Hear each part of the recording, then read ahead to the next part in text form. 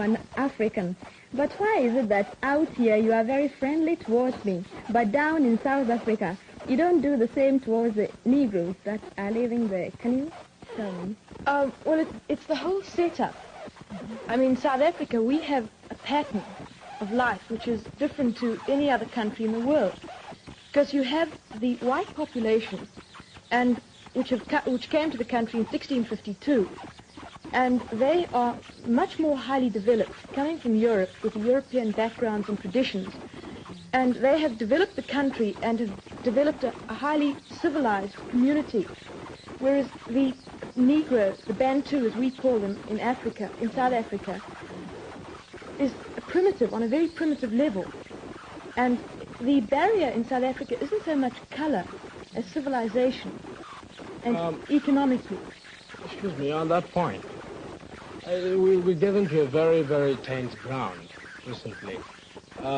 You talked about this question of it not being a racial struggle, but a struggle of civilization.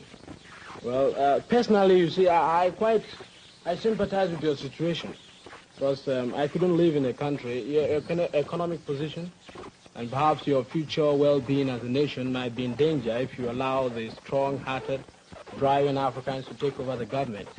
That is, of course, what will happen if they're given the vote.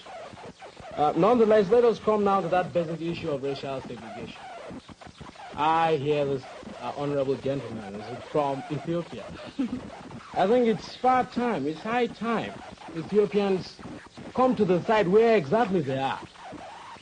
I usually wonder, are you Negroes? You are not Negroes. You say you are not Negroes. Are you white? You're not white. What are you? Well, I told you the answer. We're not Negroes. We are one of the lost tribes of Israel.